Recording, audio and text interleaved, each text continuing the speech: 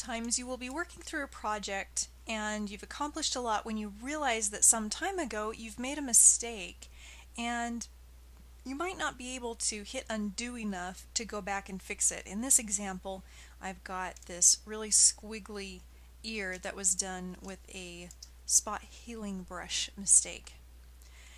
If I open up my history panel, I can click back to find where that mistake was made, but by doing so, if I went this route, I would actually lose all of the work that I'd done since then, which is not what I want to do.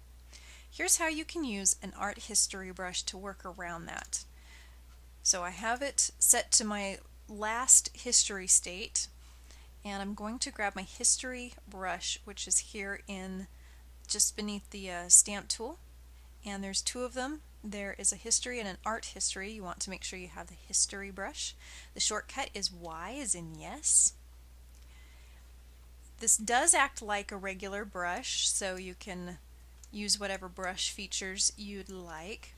And then we need to tell it where to brush back to. You can set the point by clicking one of these little boxes that's by history state, and it will return it to that point. Now I'm going to leave mine here at the very beginning because that's actually what I want to restore the ear to, is how this was at the very beginning. And when I begin painting, it's not erasing. So let me just turn off this background. I'm not creating a hole in my edit layer. That's not what's happening. It's actually restored just that area to how it existed in my history back at the beginning. What this is at the top is called a snapshot, and Photoshop will by default create a snapshot when you first open a file, and that snapshot will be lost when you close the file, because I want to remind you none of this stuff in the history panel exists after you close your file.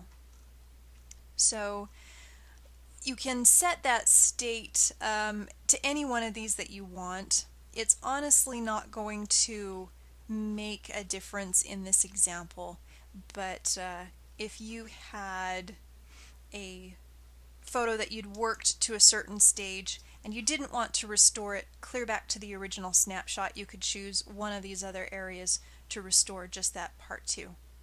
If you're working with a bunch of layers, just a heads up, whatever you're trying to restore has to exist on the layer that you're on.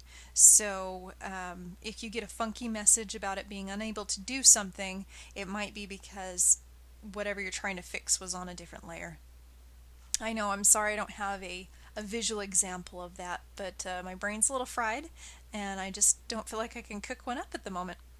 The really cool thing about this whole process is you can actually create multiple snapshots of your progress as you go along, because by the end of the day you're going to have hundreds and hundreds of these that you've gone through and then brushed by, that they won't exist in your history anymore for you to go back to. But at this point, let's say I wanted to keep this current state as a snapshot. What I can do is click on the little camera icon at the bottom of my history panel, and now it's created another snapshot, which is just another history state that I can set my art brush back to if I continue on with this project.